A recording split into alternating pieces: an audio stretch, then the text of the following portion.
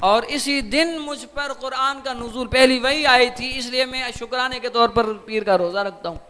اب رسول اللہ صلی اللہ علیہ وسلم تو ہر پیر کو یعنی کہ میلاد شریف کریں، اور پھر اس پر یعنی کہ قید لگا دیتے ہیں کہ بھائی حضور روزہ رکھتے تھے نا، آپ بھی روزہ رکھ لیں۔ بے شک اس کا انکار ہے ہی نہیں، روزہ رکھ لیں گے، لیکن اس کا حضور علیہ الصلوۃ کے عمل سے کم اتنا تو معلوم ہو رہا ہے کہ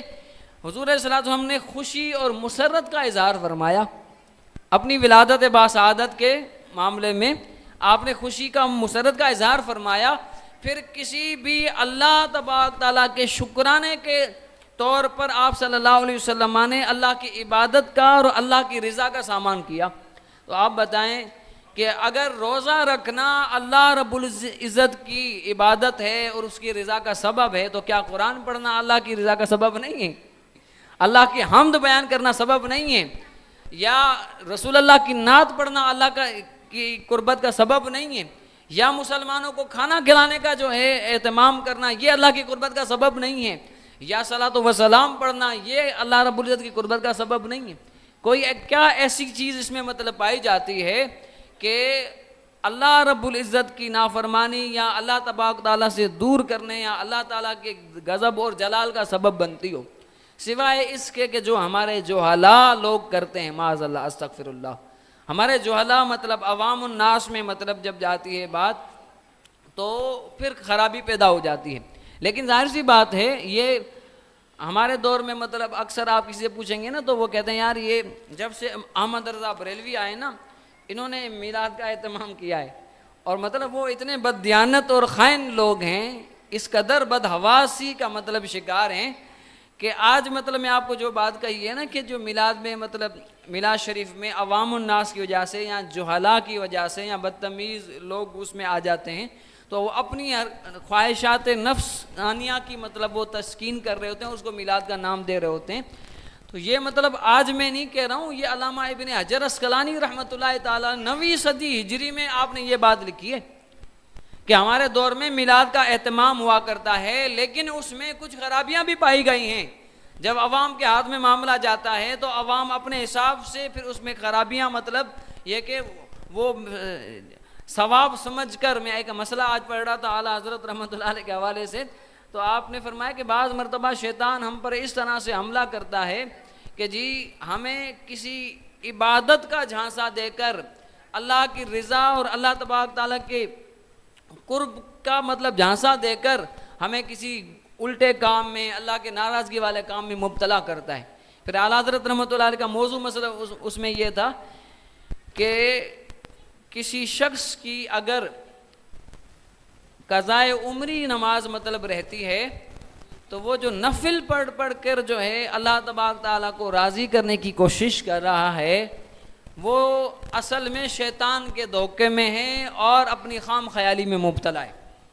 جس شخص کی قضائے عمری فرائض نماز رہتی ہیں تو وہ نفل مطلب اپنی روٹین کی نمازوں میں بھی نفل نہ پڑھے۔ مطلب نفل نہ پڑھنے کا مقصد یہ نہیں کہ سنت اور فرض پڑھ کے چلا جائے، مطلب اس کی جگہ پر فرض جو اس کی قضائے عمری رہتی ہیں اس کا اہتمام کرے، ان نمازوں کو پڑھے۔ تو مطلب بعض مرتبہ شیطان ہمیں اس طرح سے بھی کرتا ہے کہ جی ہمیں اس چیز کو ظاہری طور پر وہ ایسا مزین کر کے پیش کر رہا ہوتا ہے کہ ہم سمجھتے ہیں کہ شاید یہ ثواب ہے، لیکن وہ ثواب نہیں ہوتا۔ اللہ کی بارگاہ میں اللہ کے عذاب کا ہم یعنی کہ عذاب کے ہم مستحق ہو جاتے ہیں، اللہ کے غضب اور جلال کا وہ سبب بنتا ہے۔ تو اس اعتبار سے میلاد شریف میں بھی مطلب ہمارے ہاں مطلب جو بھی خرابی مطلب پائی جاتی ہیں تو وہ خرابیاں بھی استغفر اللہ العظیم عوام اور جہلا کی وجہ سے پائی جاتی ہیں،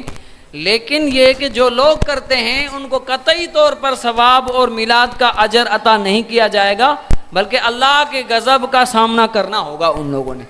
تو عام بندہ بھی مطلب اس کو چاہیے کہ جس طرح سے علماء کرام جو ہے اس کی تربیت فرماتے ہیں یا جس طرح اس کا انداز کو بیان کرتے ہیں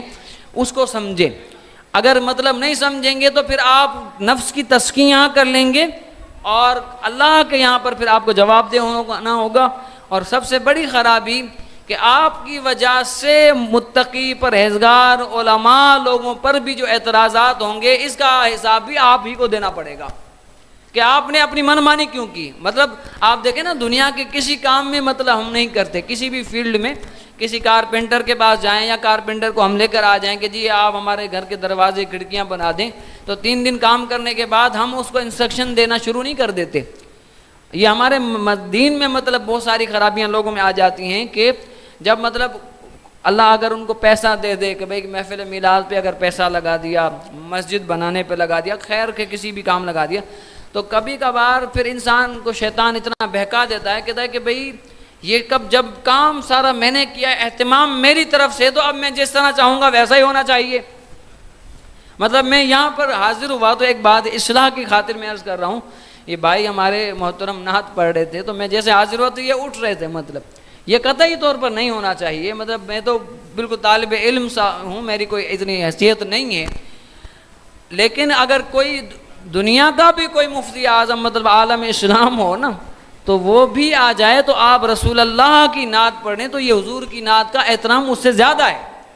نعت شریف کا مقام مرتبہ زیادہ ہے۔ یہ قطعی طور پر مطلب یہ کسی شخص کے لیے بھی نہیں ہونا چاہیے۔ ہاں یہ ضرور ہو سکتا ہے کہ بیان ہے تو آپ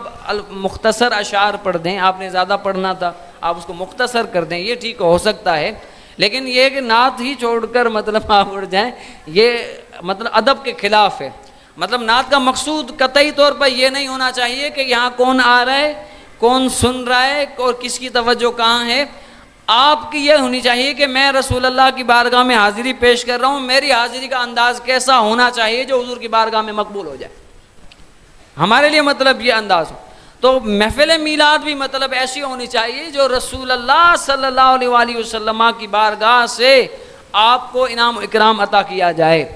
اور مطلب یہ تو لکھا ہے نا، حضرت شیخ عبدالحق محدث دہلوی رحمۃ اللہ علیہ نے ابو لہب کے لیے مطلب مشہور روایت ہے، میں تو صرف سمجھنے کے لیے آپ کو ذکر کر رہا ہوں، روایت تو بار بار علماء اس کو ذکر کرتے ہیں کہ ابو لہب نے مطلب اس کو آزاد کیا، تو پھر ہر پیر کو مطلب کسی نے خواب میں اس کو دیکھا، کہا کہ مجھے کوئی بھلائی خیر نہیں پہنچی، عذاب میں مبتلا ہوا ہوں۔ حالانکہ ابو لہب دیکھیں سرٹیفائی جہنمی آدمی ہے، قرآن کی پوری صورت اس کے خلاف مطلب نازل ہوئی ہے، لیکن اسے بھی رسول اللہ صلی اللہ علیہ وسلم کی میلاد پر، حضور کی خوشی منانے پر، مسرت کا اظہار کرنے پر جو اس نے صدقہ مطلب کیا، مالی صدقہ ہی تھا نا، تو غلام آزاد کیا، خادمہ کو آزاد کیا، تو اللہ تبارک تعالیٰ نے اسے بھی اجر عطا فرمائے۔ اب آپ بتائیں کہ وہ جو قطعی جہنمی ہے اللہ نے اسے بھی، حالانکہ ابو لہب کا مطلب یہ انٹینشن بھی اس کی نہیں تھی، مطلب یہ خیال بھی اس کا نہیں تھا کہ میں آپ صلی اللہ علیہ وسلم اللہ کے رسول ہیں، حضور کی آمد کی، اللہ کے محبوب کی خوشی میں یہ اہتمام کر رہا ہوں، یہ والی انٹینشن نہیں تھی اس کی۔ اس نے کہا میرے عبداللہ کے گھر میں مطلب آپ میرے بھائی محترم کے گھر میں بیٹے کی ولادت ہوئی، اچھا میرے بھائی کے گھر میں بیٹا پیدا ہوا ہے، چلو اس خوشی میں تمہیں پھر میں نے آزاد کیا، جاؤ۔ بھتیجا سمجھ کر وہ حضور کی خوشی منا رہا ہے، اسے اللہ کی بارگاہ سے اجر دیا جا رہا ہے۔ اب جو آقا سمجھ کر، اللہ کا محبوب سمجھ کر اگر منائے گا تو اسے اللہ کی بارگاہ سے کیا اجر ہوگا، اس کا کیا مقام ہے اللہ کی بارگاہ۔ اس لیے مطلب وہ فیوز الحرمین میں مطلب لکھا ہے نا حضرت شاہ ولی اللہ محدث دہلوی رحمۃ اللہ علیہ نے کہ مکۃ المکرمہ میں ایک گلی سے گزرا، تو میں نے اب شاہ ولی اللہ محدث دہلوی اعلیٰ حضرت مطلب یہ بات کریں گے تو ان پر تو آپ فتویٰ داغ دیں گے، لیکن شاہ ولی اللہ پر بھی ایک فتویٰ داغ دیں نا ذرا، تو وہاں پر مطلب استغفر اللہ جرت نہیں کرے گا، کیونکہ ویسے مطلب آپ ساری دکان چلتی اس طرح سے کہ شاہ ولی اللہ کے مطلب جو باتیں آپ کو پسند آتی ہیں وہ والی لے لیتے ہیں، جو سمجھ میں نہیں آتی ان کو ترک کر دیتے ہیں۔ تو اب اس لیے وہ کہنے لگے کہ میں ایک جگہ سے گزرا، میں نے دیکھا کہ ایک گھر سے مطلب نور کی لاٹ نکل رہی، آسمان تک نور کی لاٹ جا رہی، تو میں نے کہا یار اس گھر میں کیا، میں رک کے تھوڑی دیر تو پہلے میں اس کو مشاہدہ کرنے لگا اس کا کہ یہ کیا ہو رہا ہے۔ کہا کہ پھر میں نے جا کے قریب گیا، لوگوں سے پوچھا کہ بھئی اس گھر میں کیا ہو رہا ہے، انہوں نے کہا کہ بھئی اس گھر میں رسول اللہ صلی اللہ علیہ وسلم کا میلاد پاک منایا جا رہا ہے، حضور علیہ الصلوۃ والسلام کا ذکر خیر ہو رہا ہے۔ تو اب آپ مطلب شاہ ولی اللہ یہ قرآن حدیث کی دلیل نہیں ذکر کر رہے، حالانکہ اس میں بھی انہوں نے ذکر کیا، لیکن وہ کہہ رہے ہیں یہ میرا ذاتی مشاہدہ ہے۔ تو اب شاہ ولی اللہ کو کم سے کم جو بندہ کہہ رہا ہے کہ جی یہ حق ہے یا یہ امام ہے یا یہ مجتہد ہے، مطلب جس مقام میں بھی آپ رکھتے ہیں ان کو، تو کم سے کم یہ والی بات بھی تو شاہ ولی اللہ کی ماننا آپ پر حق بنتا ہے نا۔ تو یہ والی بات ہے، آپ یعنی کہ یکسر متنفر ہو جاتے ہیں اور مخالفت پر اتر آتے ہیں، کیونکہ یہ بات مان لی تو ہم جس نام پر دکان چلا رہے ہیں وہ والی بند ہو جائے گی ساری۔ تو ہر دور میں مطلب جو صحابہ کرام علیہم الرضوان سے لے کر مطلب میلاد کا تو اہتمام ہوتا رہا ہے، اور اس کی فضائل اور برکات سب نے بیان فرمائی ہیں، لیکن ہر ایک کا انداز اپنا ہے، ہر ایک کا انداز اپنا ہے کہ حضور سید عالم صلی اللہ علیہ وسلم سے محبت کا اظہار کیا۔ پھر میلاد کا مطلب جو عام طور پر یہ ہوتا ہے نا کہ جی آپ صلی اللہ علیہ وسلم کی ولادت کی رات کے پر ہی میلاد منایا جائے، اور پھر اس میں یعنی کہ اس طرح کی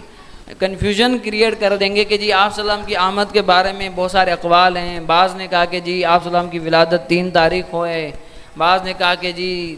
7 تاریخ کو ہے، بعض نے کہا جی 9 تاریخ کو ہے، اور غوث الاعظم کی طرف منسوب مطلب کر کہیں گے 17 تاریخ کو ہے۔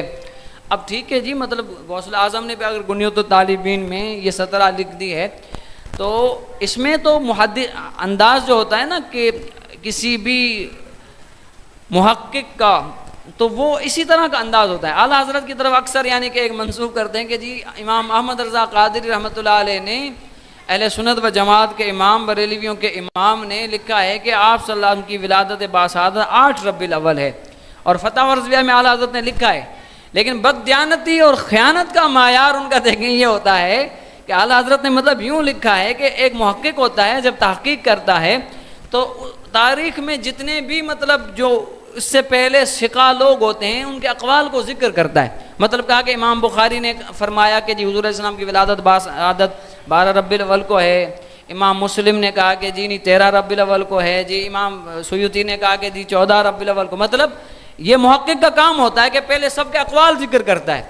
پھر اس پر جو کنکلوژن دینا ہوتا ہے، نتیجہ اس کا بیان کرنا ہوتا ہے۔ تو اعلیٰ حضرت نے مطلب یوں ذکر کیا کہ کسی نے کہا کہ 8 ربیع الاول ہے حضور علیہ السلام کی ولادت، تو صرف وہ والا اسکرین شاٹ لیا اور نہ آگے والا نہ پیچھے والا، سیاق و سباق سے بات کو ہٹا کے مطلب یہ اسی طرح کی بات ہو گئی کہ یا ایھا الذین آمنوا لا تقربوا الصلاۃ، کہ اے ایمان والو نماز کے قریب مت جانا، لا تقربوا الصلاۃ، نماز کے قریب نہ جانا۔ تو یہ اسی طرح کا مفہوم ہوا کہ اعلیٰ حضرت کے مطلب نہ آگے والی تحقیق کو ذکر کیا گیا نہ پیچھے والی کو، جو بیچ میں آپ نے قول لایا کہ کسی نے مطلب یہ بھی لکھا ہے کہ 8 کو ولادت ہے، اسی کو مطلب ہائی لائٹ کیا گیا، اس کا تصویر لی گئی اور اس کو سوشل میڈیا پر وائرل کر دیا گیا کہ جی دیکھیں یہ امام احمد رضا قادری رحمۃ اللہ علیہ کی بات نہیں مان رہے کیونکہ انہوں نے کہا 8 ربیع الاول کو ہے۔ تو اب اس طرح کا یعنی کہ وہ ہے کہ آپ صلی اللہ علیہ وسلم، اس پر بھی مطلب ایک تحقیق ہے، ایک سادہ مطلب میں آپ کو عرض کر دیتا ہوں کہ کبھی بندہ کوئی اس پر بحث کرتا ہوں نا کہ جی آپ صلی اللہ علیہ وآلہ وسلم کی مطلب جو ہے وہ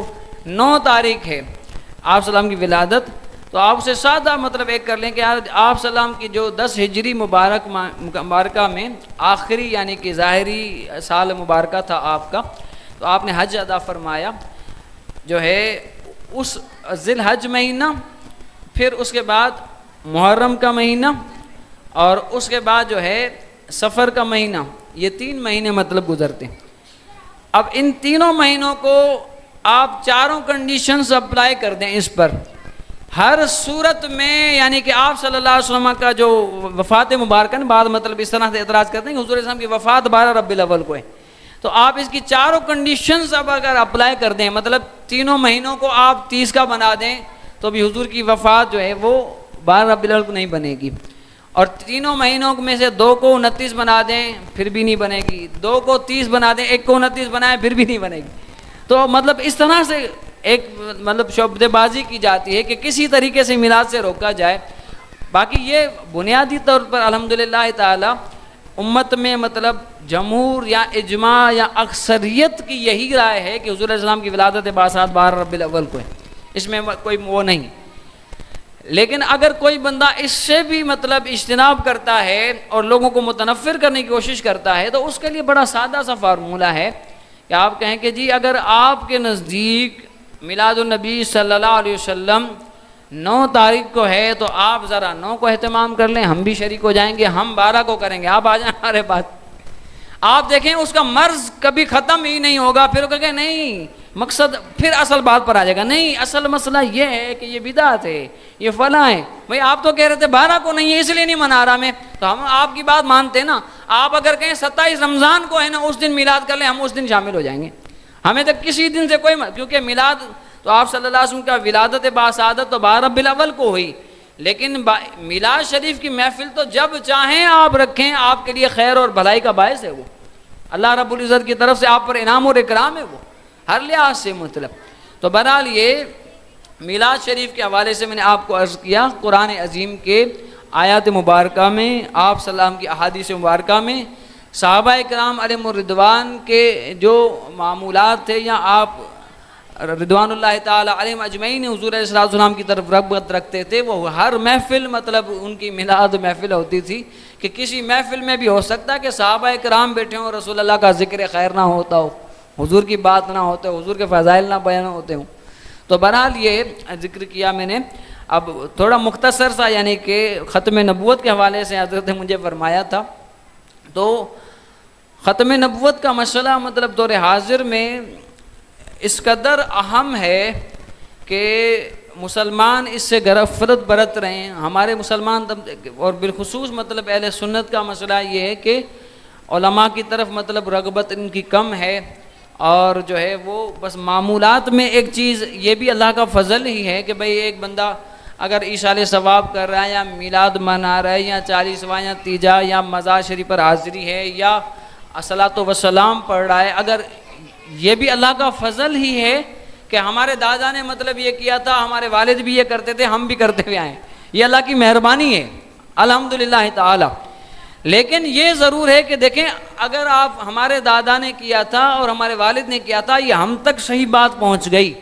اب فکر ہمیں یہ ہونی چاہیے کہ ہماری جو آنے والی نسل ہے اس تک صحیح بات کیسے پہنچے گی، کیونکہ ہماری ذمہ داری ہے نا، قرآن نے یہ لگائی، یا ایھا الذین آمنوا قوا انفسکم واہلیکم نارا،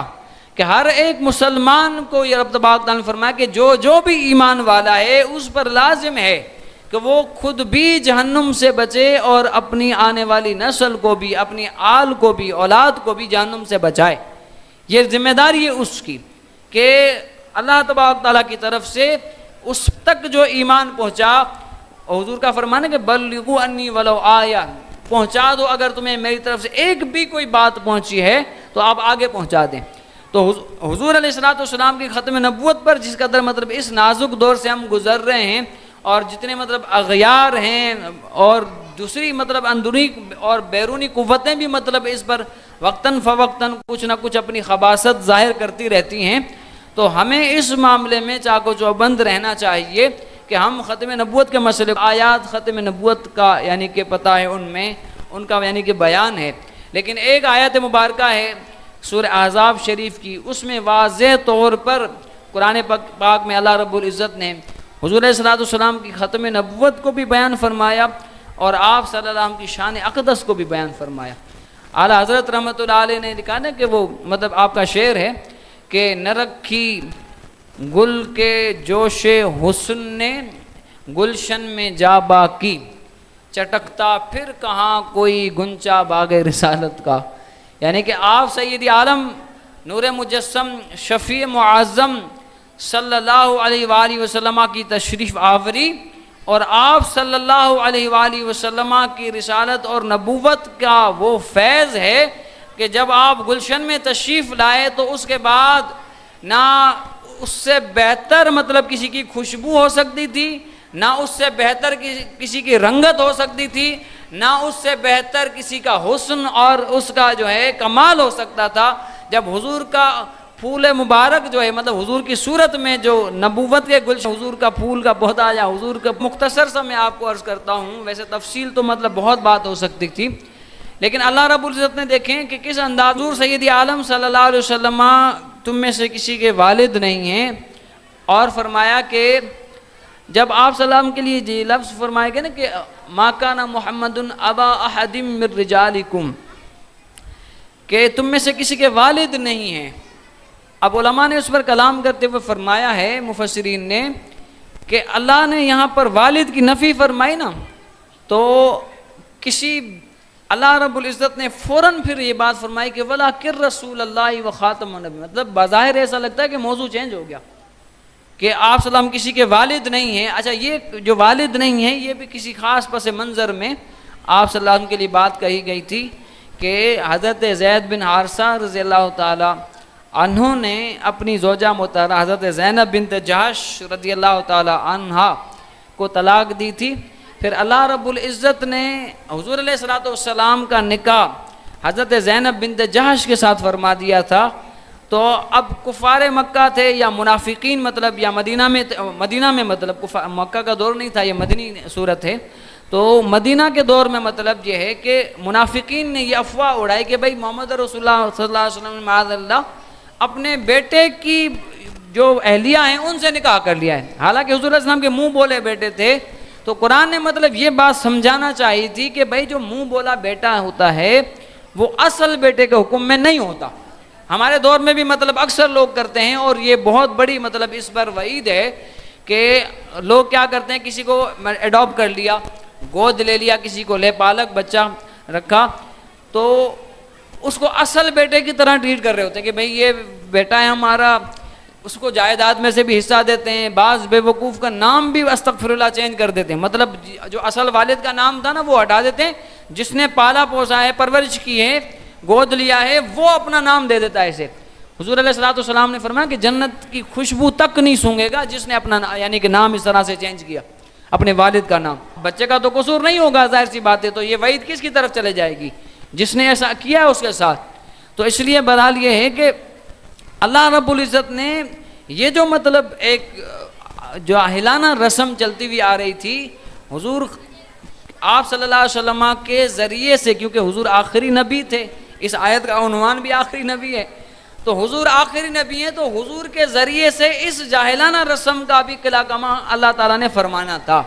تو فرمایا کہ حضور جب آپ آخری نبی ہیں تو یہ والا مسئلہ بھی آپ کے ذریعے سے حل ہوگا کہ جی آپ کی جو مطلب وہ منہ بولے بیٹے ہیں حضرت زید بن حارثہ، ان کی اہلیہ سے اللہ نے آپ کا نکاح فرما دیا ہے. حضرت زینب بن جہش رضی اللہ تعالی عنہا وہ رسول اللہ صلی اللہ علیہ وسلم کی حالانکہ پھپھوزاد بیٹی بھی تھی، حضرت صفیہ کی بیٹی تھی رضی اللہ عنہا کی. تو بہرحال یہ ہے کہ تو اللہ رب العزت نے یہاں فرمایا کہ حضور علیہ الصلوۃ والسلام کسی کے باپ نہیں ہیں تم میں سے، مردوں میں سے. اب کسی کے دماغ میں یہ خیال آ جاتا کہ خدا نخواستہ باپ نہیں ہیں تو باپ کی جو شفقت ہوتی ہے، باپ کی جو محبت ہوتی ہے، معاذ اللہ اس سے کوئی محروم ہے. تو اللہ تعالیٰ نے فوراً اس بات کو رد کرنے کے لیے یا سمجھانے کے لیے فرمایا وَلَٰكِن رَسُولَ اللَّهِ، لیکن یہ اللہ کے رسول ہیں. اب جو رسول کی محبت ہوتی ہے نا، سارے جہاں کے باپ مل کر مطلب ان کی محبت ایک پلڑے میں رکھی جائے، رسول اللہ کی محبت کا مقابلہ نہیں ہوگا. اس لیے فرمایا لَقَدْ جَاءَكُمْ رَسُولٌ مِّنْ أَنفُسِكُمْ عَزِيزٌ عَلَيْهِ مَا عَنِتُّمْ حَرِيصٌ عَلَيْكُمْ بِالْمُؤْمِنِينَ رَءُوفٌ رَحِيمٌ. فرمایا تمہاری طرف اللہ کی طرف سے ایک عظیم رسول تشریف لائے، اور فرمایا کہ تم میں سے انسانوں میں سے تشریف لائے. فرمایا کہ تمہارا کسی مصیبت میں پڑنا رسول اللہ پر گراں گزرتا ہے. اور پھر اللہ تبارک تعالیٰ نے یہاں رسول اللہ صلی اللہ علیہ وسلم کے تشریف آوری کو، وہی میں نے آپ کو آیت پڑھ کے بتائی تھی، آمد کو ذکر کر کے حضور علیہ السلام کی شفقت کو بیان فرمایا. کس کے ساتھ بیان فرمایا؟ انسانوں مومنین کے ساتھ. اور پھر آپ صلی اللہ علیہ وسلم کی دو وہ صفات اللہ نے یہاں ذکر فرمائیں جو اللہ کی اپنی صفتیں ہیں، رؤوف بھی رحیم بھی. ہمارے دور میں تو مطلب عجیب طرح کے بن کے پاگل گھومتے ہیں کہ جی کہتے ہیں میلاد منایا آپ نے، یہ شرک ہے. میلاد تو یہ منا کے یہ بتا رہے ہیں کہ اللہ تبارک تعالیٰ پیدا نہیں ہوا، رسول اللہ صلی اللہ علیہ وسلم پیدا ہوئے ہیں، دنیا میں تشریف آوری ہوئی ہے حضور کی. میلاد تو بالکل شرک اپوزٹ مسئلہ ہے کہ اگر آپ کو میلاد مطلب اگر شرک لگ رہا ہے تو خدا کی قسم پھر آپ کو وحدانیت ہی سمجھ نہیں آئی کہ ہوتی کیا ہے. اللہ تعالیٰ وہ ہے جو لم یلد ولم یولد ہے، حضور لم یلد ہیں ولم یولد ہیں، یعنی کہ اللہ کا بیٹا اور والد نہیں ہے، حضور کے والد بھی ہیں، حضور کے صاحبزادے بھی ہیں صلی اللہ علیہ وآلہ وسلم. تو آپ صلی اللہ علیہ وسلم کی جو رؤوف اور رحیم صفت مطلب بیان فرمائی نا، تو اب یہاں پر اب میں وہ رسول کی تشریح میں آپ کو بتا رہا ہوں کہ رسول کی شفقت کیا ہے کہ حضور رسول تشریف لائے. اور کون رسول؟ فرمایا رؤوف بھی ہیں رحیم بھی ہیں. رؤوف وہ ہوتا ہے جو مصیبت کو ہم سے دور کرے، مشکل کشائی کرے. اور رحیم اس مصیبت مطلب یوں سمجھ لیجئے کہ اگر کوئی بندہ کسی بیماری میں مبتلا ہے یا بخار میں مبتلا ہوا تو ڈاکٹر سب سے پہلے اسے اس بیماری کا ختم کرنے کی دوائی دیتا ہے یا اس سے پرہیز بتاتا ہے اسے کہ بھئی ان چیزوں سے تمہیں اور مسئلہ ہوگا یا نقصان پہنچے گا، تو سب سے پہلے اس کا نقصان دور کرتا ہے۔ تو حضور کے لیے کیا لفظ آیا گیا یہاں پر؟ رؤوف، مطلب حضور سب سے پہلے مشکل کشائی فرماتے ہیں، سب سے پہلے مصیبت دور فرماتے ہیں، پھر رحیم فرمایا کہ اس مشکل کشائی کے بعد جو انعام و اکرام سے نوازے اسے رحیم کہا جاتا ہے۔ رؤوف مطلب برائی کو، مصیبت کو دور کرے، بلا کو دور، مشکل کو دور کرے، اور رحیم وہ جو اس کو دور کرنے کے بعد اس میں جو ضعف آ گیا، جو اس میں کمی کوتاہی رہ گئی ہے یا ویکنیس آ گئی ہے یا خرابی پیدا ہو گئی ہے، تو اس خرابی کو دور کرنے کے بعد یہ ہے اس کو نوازے، اسے عطا فرمائے۔ تو اب یہ اللہ تبارک نے فرمایا کہ آپ کے دماغ میں یہ نہ آئے کہ بھئی آپ اللہ تعالیٰ نے ابوت کی مطلب والد ہونے کی نفی کی ہے تو آپ سمجھیں کہ حضور والد کی شفقت سے مطلب محروم ہوں گے معاذ اللہ، بلکہ اللہ کے رسول ہیں صلی اللہ علیہ وآلہ وسلم، ولیکن رسول اللہ۔ اور آگے فرمایا کہ وخاتم النبیین، اور آپ صلی اللہ علیہ وسلم جو ہے آخر نبی صلی اللہ علیہ وسلم۔ اب خاتم النبیین پڑھ لیں یا خاتم النبیین پڑھ لیں، دونوں کے اعتبار سے آخری نبی مطلب ایک معنی خاتم النبیین، خاتم النبیین مطلب مہر۔ تو اکثر مطلب جو قادیانی بچے ہیں وہ مطلب اس کا مہر کا معنی لے کر کچھ اور معنی نکالتے ہیں کہ دیکھ خاتم النبیین مطلب یہ ہے مہر ہے نا، تو آپ صلی اللہ علیہ وسلم جس پر مطلب مہر لگا دیں تو وہ نبی بن جاتا ہے۔ جس طرح مطلب یہ کہتے ہیں ذلی نبی ہے، مطلب ذلی نبی سے مراد ہے کہ آخری نبی رسول اللہ صلی اللہ علیہ وسلم ہی ہیں،